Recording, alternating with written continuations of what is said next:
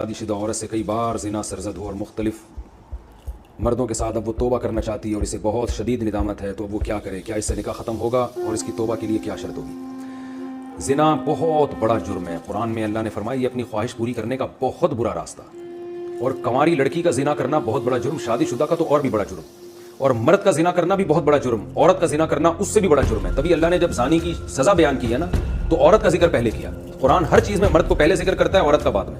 चोर का हाथ काटने की बारी आई तो अल्लाह ने फरमाया चोर मर्द का भी हाथ काटो और चोर औरत का भी हाथ काटो। यहाँ मर्द का जिक्र पहले, औरत का बाद। लेकिन ज़िना की जहां बात आई, अल्लाह ने फरमाया ज़ानियतु वज़्ज़ानी फजलिदू कुल्ला वाहिदिन मिनहुमा मिअता जल्दा। ज़िना करने वाली औरत को भी 100 कोड़े मारो और मर्द को भी। तो यहाँ औरत का जिक्र पहले इसलिए किया कि औरत में ज़िना की रग़बत कम होती है और उसमें हया भी होती है, इसके बावजूद उसका ज़िना करना ये बहुत बड़ा जुर्म है। मर्द का भी ज़िना करना बहुत बड़ा जुर्म है। सज़ा अल्लाह ने दोनों की एक रखी है, लेकिन हकीकत में ये फ़र्क है इनमें, यानी अमली तौर पर दोनों की जुर्म में फ़र्क है।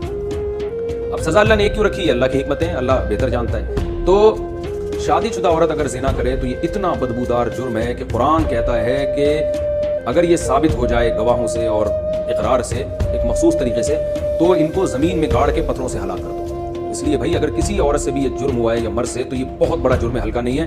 अब इस्लामी हुकूमत नहीं है, लिहाजा अल्लाह ने पर्दा डाला हुआ है अगर जुर्म के ऊपर, तो अब सज़ा तो जारी नहीं होगी रजम वाली, और वो अपने ऊपर खुद से जाके जारी करवाना भी कोई शरीयत में अच्छा काम नहीं है। अब ये है कि छुप के गिड़गिड़ा के अल्लाह से बहुत ज़्यादा तौबा करें। अल्लाह गफूर रहीम है, बड़े बड़े गुनाहों को माफ़ कर देता है। और आइंदा के लिए वला तक़रबु ज़िना, कुरान कहता है ऐसे काम भी मत करो कि ज़िना की तरफ तुम्हारी रग़बत। इस खातून को चाहिए कि खूब गिड़गिड़ाए अल्लाह से और कुछ सदका खैरात भी करे, और दोबारा मन ताब व आमन व अमिल अमलन सालिहन, जैसे अल्लाह रसूल फ़ुरक़ान में फरमाया, जो तौबा कर लेगा और अपने अक़ीदे को मजबूत कर लेगा और आइंदा नेक अमाल इख्तियार कर लेगा, तो अल्लाह उसके गुनाहों को माफ़ कर देगा। तो इनको चाहिए खूब अल्लाह से तौबा करें और आइंदा के लिए अपनी ज़िंदगी तब्दील कर दें।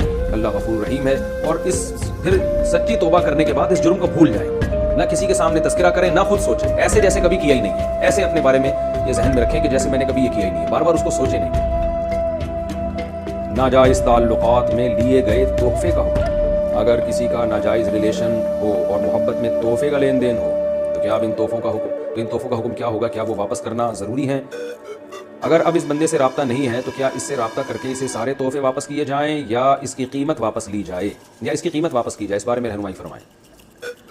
देखिए, अगर किसी से खुदा न खास्ता नाजायज़ ताल्लुक़ था, तो उसने जो गिफ्ट उस ताल्लुक़ के को पैदा करने के लिए दिए, यानी किसी ने किसी औरत को गिफ्ट दिए, नीयत उसकी ये थी कि ताकि इस गिफ्ट से ये मेरे साथ नाजायज़ ताल्लुक़ रखे, और ख़ातून ने भी लिए इसी नीयत से कि भाई मैं इसलिए ले रही हूँ ताकि मैं इसकी ख्वाहिश पूरी करूँ, इसके साथ नाजायज़ ताल्लुक़ रखूँ, तो फिर तो ये गिफ्ट का लेन देन बिल्कुल हराम था, और इस खातून के लिए इस गिफ्ट का इस्तेमाल जायज़ नहीं है। इसको सदका कर दें, या इस गिफ्ट को या इसकी कीमत को। लेकिन अगर ऐसा नहीं था, गिफ्ट की बेस ये नहीं थी कि ये ताल्लुक़ बरकरार